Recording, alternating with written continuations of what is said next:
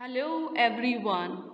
Today I am going to discuss very important topic of this chapter, that is collisions. Collision. Collision is said to occur between two colliding bodies either if they physically collide against each other or if the path of one is affected by the force exerted by the other. In other words, collision is a reciprocative interaction between two masses for a very short interval, where in the momentum and energy of the colliding masses changes. Now, let's discuss the types of collisions. First one is elastic collisions. If there is no loss of kinetic energy during a collision, it is called an elastic collision. Now let's discuss the characteristics of elastic collisions. First one is kinetic energy is conserved in elastic collisions. There are instances that are very close to perfectly elastic collisions. Now see the examples. Bowling ball into bowling pins. Golf club hitting a golf ball. In these instances, we assume total kinetic energy and total momentum remain constant throughout the collision. So second characteristic is total energy is conserved. Third characteristic is the momentum is conserved. Now, we can talk about the different characteristics of elastic collision. For example, forces involved during the collisions are conservative. The mechanical energy in this collision is not converted into heat, light, sound, etc.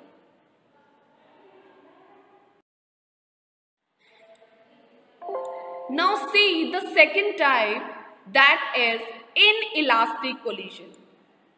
If there is a loss of kinetic energy during a collision, it is called inelastic collision.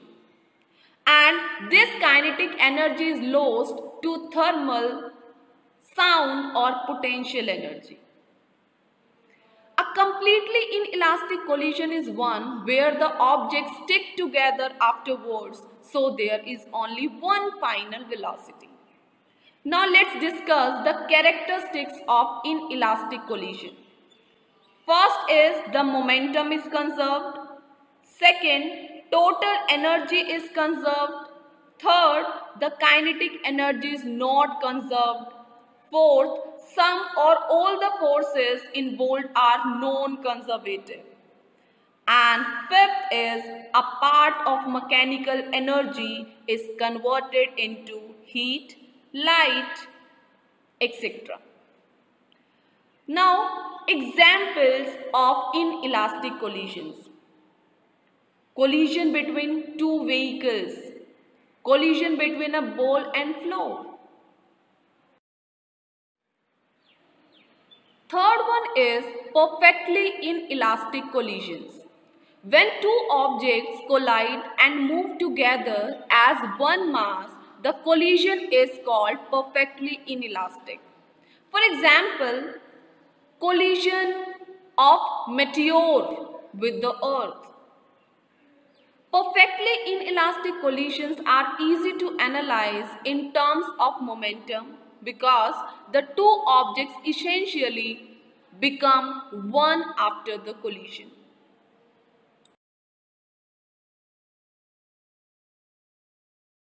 Fourth one is head-on collision.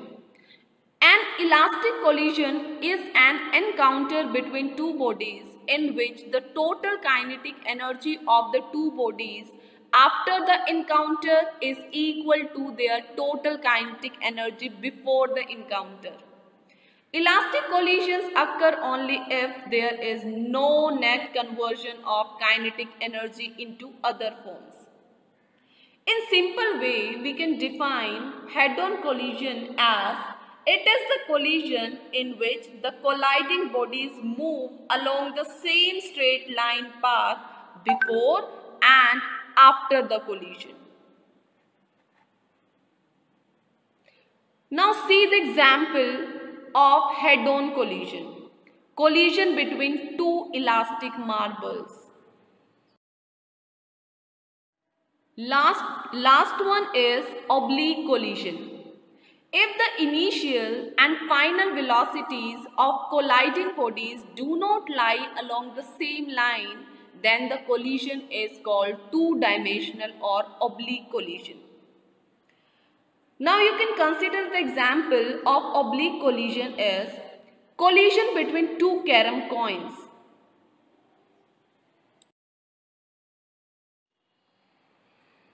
Coefficient of restitution. The ratio of relative velocity of separation after collision to the velocity of approach before collision is called coefficient of restitution or resilience. It is represented by the letter small e and it depends upon the material of the colliding bodies. For a perfectly elastic collision, E is equal to 1. For a perfectly inelastic collision, E is equal to 0. And for all other collision, 0 is less than E is less than 1. So you have to consider these conditions in the case of collision. Elastic collision in one dimension. Let us consider two bodies A and B of masses m1 and m2 respectively. Let these bodies are moving in a straight line with initial velocities u1 and u2 respectively. Let u1 is greater than u2. That means if initial velocity of A mass is greater than that of B, then collision will occur. After collision, these two bodies will move in a same straight line direction with some final velocities v1 and v2 respectively, only if v2 is greater than v1. As linear momentum in elastic collision is conserved, then total initial linear momentum is equal to total final linear momentum. That is, total linear momentum before collision is equal to the total linear momentum after collision. So what is the total linear momentum before collision? That is m1 u1 plus m2 u2, and after collision m1 v1 plus m2 v2. Take m1 common, we get u1 minus v1, that is equal to, from here we can take m2 common, v2 minus u2. Let's say this is our first equation.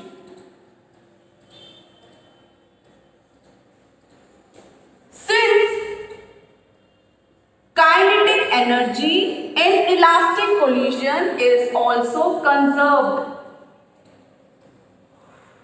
that means total kinetic energy before collision is equal to total kinetic energy after collision. See, before collision, half of m1 u1 square plus half of m1 u2 square. That is equal to 1 by 2 half of m1 v1 square plus half of m2 v2 square.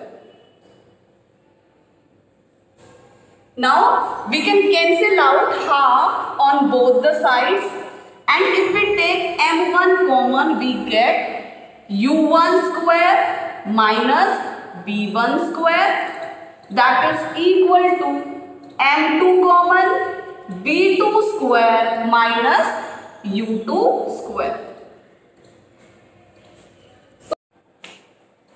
See here, m1 u1 square minus v1 square, u1 plus v1, u1 minus v1, that is equal to m2 v2 plus u2 multiply v2 minus u2. Let's say this is equation number 2.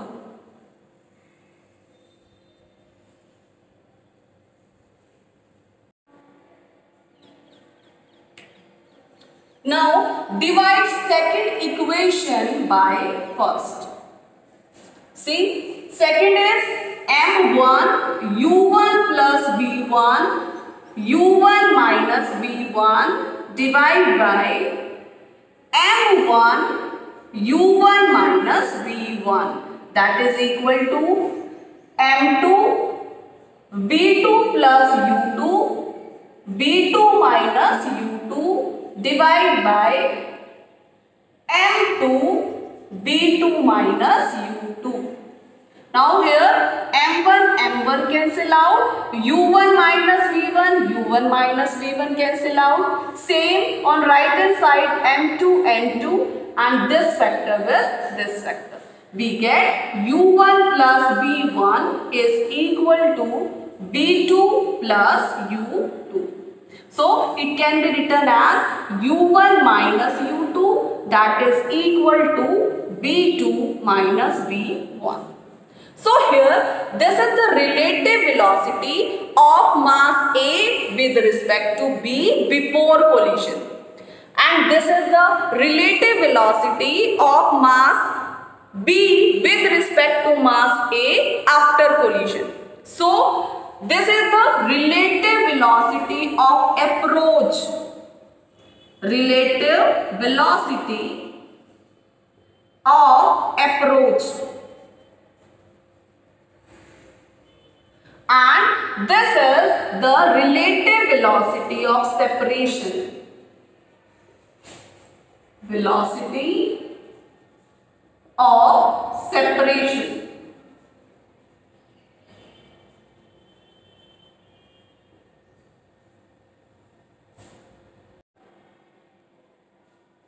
Let's say this equation is 3. Now from this we can write the expression for V2, that is U1 minus U2 plus V1. So use this expression of V2 in first equation. From equation first we have, see, M1 U1 minus M1 V1, that is equal to M2 V2, that is U1 minus U2 plus V1 minus M2 U2. So M1 U1 minus M1 V1, that is equal to, here we can write M2 U1 M2 U2 plus M2 V1 minus M2 U2. Now see, U1 and here U1. So I can write here U1 common, M1 minus M2, and see V1 and V1. V1 common, M2 plus M1, and see M2 U2 minus twice of M2 U2. Now see, we have to find out the expression for V1. So V1 M1 plus M2 is equal to M1 minus M2 multiplied by U1 plus twice of M2 U2. So V1 is equal to M1 minus M2 divided by M1 plus M2 U1 plus twice of M2 divided by m1 plus m2 multiply by u2. So this is the expression for the velocity of the first mass after collision. Similarly, we can write v2 as m2 minus m1 divide by m1 plus m2, and here we can use u2 plus twice of m1 divided by m1 plus m2, and here u1. Now let's discuss some special cases. First case is when mass of the both bodies becomes equal. m1 equal to m2 is equal to m. So what will be the effect on the final velocity? See, v1 is equal to, if both masses are equal, m minus m0, this whole factor becomes 0, and here twice of m divided by m plus m twice of m multiplied by u2. So here v1 is equal to u2. Now see the second velocity v2. Same, m minus m0 whole factor becomes 0, and see here twice of m divided by m plus m twice of m multiplied by u1. So v2 becomes u1. See here, when two bodies of equal masses suffer one-dimensional elastic collision, their velocities get exchanged after the collisions. So this is the final velocity of first object, this is the initial velocity of second object. This is the final velocity of second object, and this is the initial velocity of first object. See the second case, when mass of both bodies becomes equal and initial velocity of second body is 0. So what will be the effect on these velocities? See, v1 is, masses are equal, that means this factor is 0, and here u2 is 0, that means v1 is 0. See second v2, m minus m whole factor becomes 0, and here u2 is 0 but u1 is non-zero. We get 2m divided by 2m multiplied by u1. Here final velocity of second body is equal to the initial velocity of first body. So when an elastic body collides against the another elastic body of equal mass, initially at rest, then after collision the first body comes to rest while the second body moves with the initial velocity of the first body.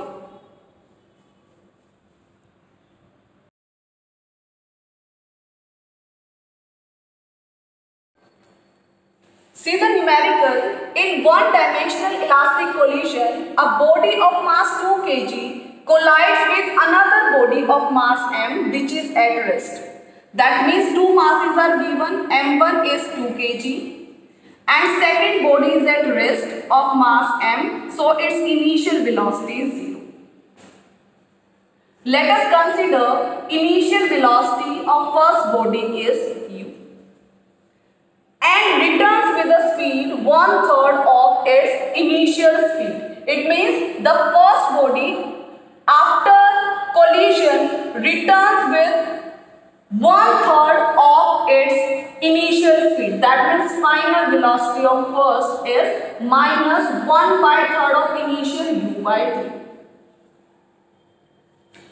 Find the value of m. That means m2 here we have to calculate. Now write the expression for v1. v1 is m1 minus m2 divided by m1 plus m2 multiplied by u1 plus twice of m2 divided by m1 plus m2 multiplied by u2. So here u2 is 0, so whole expression becomes 0. So v1 is equal to, see v1 is minus u by 3, you can write directly. m1 is 2 minus m, 2 plus m, and u1 is u cancel out. Now solve further. Now see, minus 1 by 3 is equal to 2 minus m, 2 plus m. So minus 2 minus m is equal to 6 minus 3m. So bring 3m here. We get 2m is equal to 6 plus 2. Then m is equal to 8 by 2, 4 kg. So this is the mass. That's all from my side. Thank you.